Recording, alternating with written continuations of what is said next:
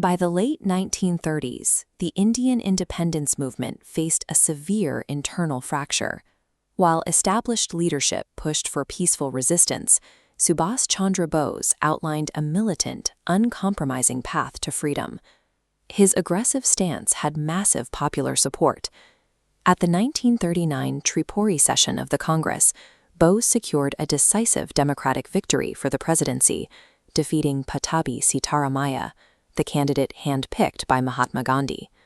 On the surface, the two men maintained a united front, sharing the stage and smiling for the press.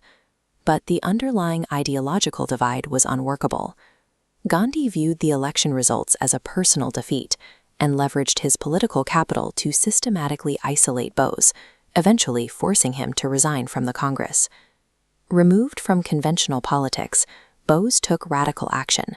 He slipped past British guards, crossed international borders, and courted Axis powers to build a fully militarized resistance force. Operating out of Southeast Asia, he mobilized thousands of Indian prisoners of war and expatriate civilians. He organized them into the Indian National Army, preparing them to march on Delhi and take freedom by force. By commanding an army outside British jurisdiction, Bose became an active combatant on the world stage. He was a high-priority target for Allied forces as the war drew to a close. The historical record tracks him clearly right up until August 18, 1945. World War II was in its final days, and Bose boarded a Japanese bomber in Taiwan. This airfield marks his last verified location, surrounded by the remnants of the retreating Japanese military. According to the official documentation, the bomber crashed moments after takeoff. Japanese authorities reported that Bose suffered severe burns, died in a local military hospital, and was quickly cremated before his ashes were transported to Tokyo. Yet glaring evidentiary holes appeared immediately. The authorities produced 0 photographs of his remains, and no definitive DNA testing was ever conducted on the ashes stored at the Rinpoche temple. Because of this total lack of physical proof, the definitive timeline of his life fractures on this exact date into 3 distinct competing realities. Without a body to confirm his death, a reported aviation failure immediately triggered decades of international suspicion and conflicting intelligence. Following the first timeline path, Reality A, early Indian government investigations, including the Shah Nawaz and Khosla commissions, reviewed the available documents and officially endorsed the plane crash narrative. The historical pivot point arrived decades later, when the Indian government formed the Mukherjee Commission in 2005 to thoroughly reinvestigate the classified files.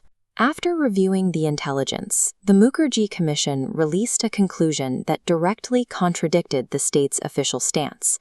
Bose did not die in the Taiwan crash, and the ashes in Tokyo were likely not his. This official dissent directs us to the second timeline path, Reality B.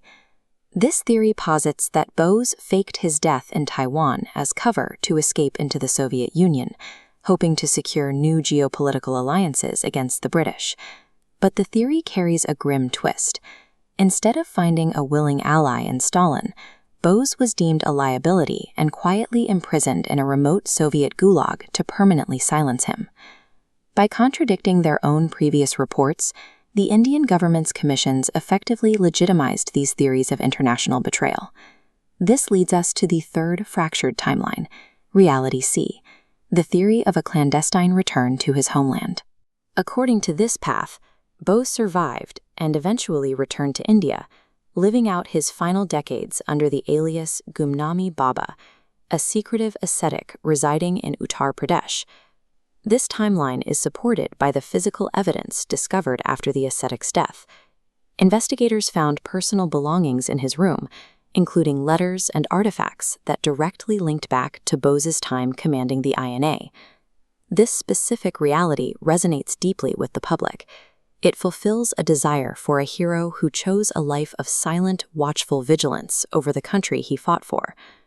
Ultimately, these 3 fractured timelines remain suspended. The absolute truth is likely locked away in highly classified government archives that may never see full declassification. Yet the ambiguity surrounding his final days has not diminished his impact. The Indian public continues to celebrate his aggressive pursuit of freedom. His militant spirits and absolute dedication to the cause established a forward momentum that transcended his physical presence. The public's rejection of the crash narrative effectively removed Bose from the limits of history. He remains a permanent, living force in the independence struggle, his legacy defined by his radical spirit rather than his physical fate.